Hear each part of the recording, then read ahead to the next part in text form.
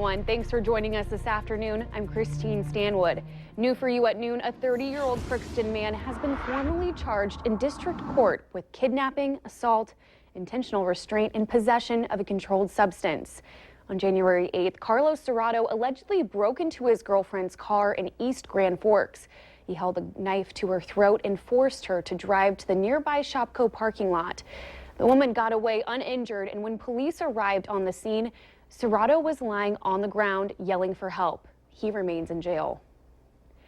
With just a few flakes falling outside, and temperatures are pretty common for this type of year, let's go ahead and check in with meteorologist Robert Hahn to see if the conditions will stay this way. Robert? We'll continue to see a few flakes flying over the next couple of hours, but the overall trend will be for those to go on away, and a brief break in the action, more snow possible as we head through your Friday. Right now, though, temperatures aren't bad for this time of year. Mix of some teens and some 20s. A cold spot, 12 in Thief River Falls, 16 in Roseau, Bemidji, and Crookston, 20 right now here in the Fargo-Moorhead area.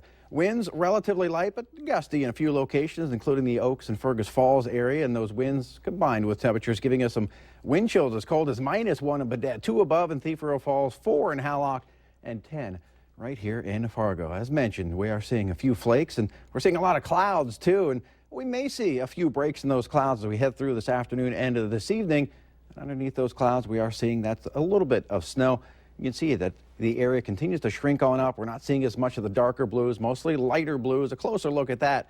That area of snow will continue to slide off towards the southeast and slowly dissipate as we head through the next few hours. But until then, you'll see a few more of those flurries. Going to show you the first 2 days of that 7-day forecast as we head through the rest of the day today. Flurries ending tomorrow. Another chance for some snow showers, and we'll let you know who has the best chance for that snow as we head through your Friday coming up in just a few minutes. Thanks, Robert. Democrats Bernie Sanders and Hillary Clinton are getting ready for their first head-to-head debate tonight in New Hampshire, while the two frontrunners in the Republican race escalate their war of words. We have this report from Manchester, New Hampshire. Republican Senator Ted Cruz met with voters in New Hampshire Thursday morning. We need to defend the Second Amendment. While he continues his war of words with Donald Trump. I don't think people are interested in a temper tantrum, or you could call it a Trumper tantrum.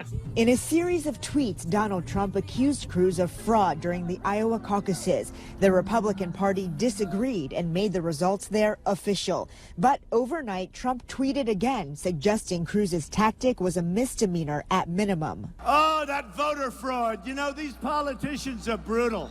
Democrats Hillary Clinton and Bernie Sanders are preparing for a debate tonight, the first head-to-head showdown since Martin O'Malley dropped out of the race. At a town hall event last night, the candidates continued to spar over which one of them deserves to be called a progressive. You can't be a moderate and a progressive. They are different. It's very hard to see how any of his proposals could ever be achievable. Sanders is counting on the youth vote to win. He understands the fact that things aren't easy. Young volunteers are also supporting Clinton.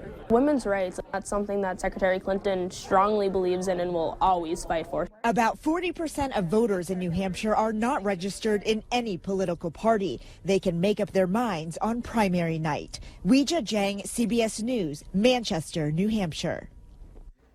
The Federal Aviation Administration is investigating after Donald Trump made plane trouble yesterday, making him late for a rally in Arkansas.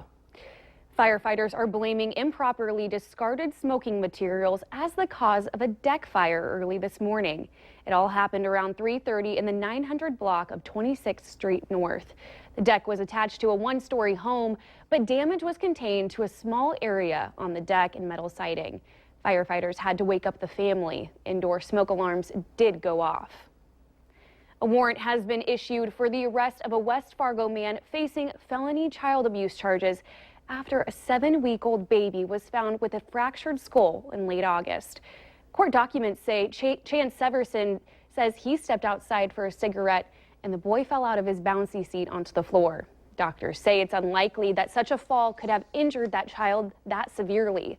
The boy's mother told police that Severson has a history of anger issues.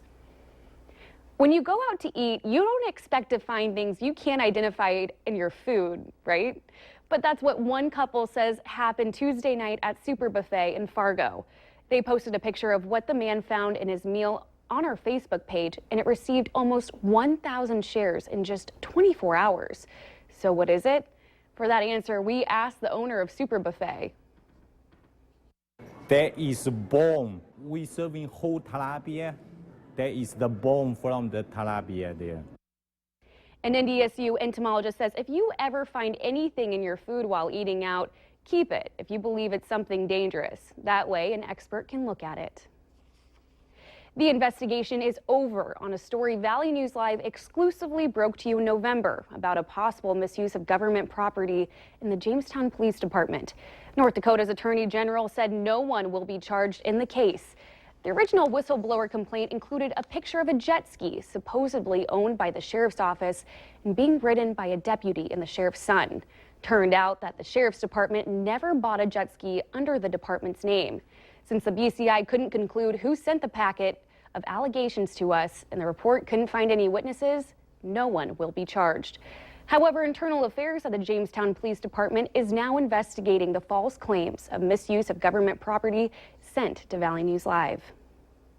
Minnesota's lieutenant governor is making it clear to legislators that Moorhead needs an underpass at Main Street and 21st Street.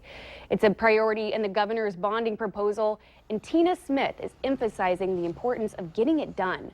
Moorhead's city manager says from a city standpoint, the project is ready to go, but a downtown underpass at 11th Street is also a high priority for the city. A local family will take a spin at winning big money on an episode of Wheel of Fortune that's airing tomorrow. Kevin and Joelle Hill have been lifelong fans of the show, so when the Wheelmobile stopped in Fargo last summer, they auditioned and were shocked when they got invited to play on the show. The Hills will be the second couple to appear on the show this week. Beth and Ken Demmons from the West Fargo area were on the show Tuesday. The Hills friends are throwing them a watch party when the show airs tomorrow. A lot of people get fired up the first of the year with lifestyle changes. And that even includes Valley News Team's Mike Morkin. He decided that his life was lacking when it came to exercise and diet, so he hooked up with Sanford's Family Wellness in Southwest Fargo and launched into a journey. Maybe it's one you'll want to begin as well.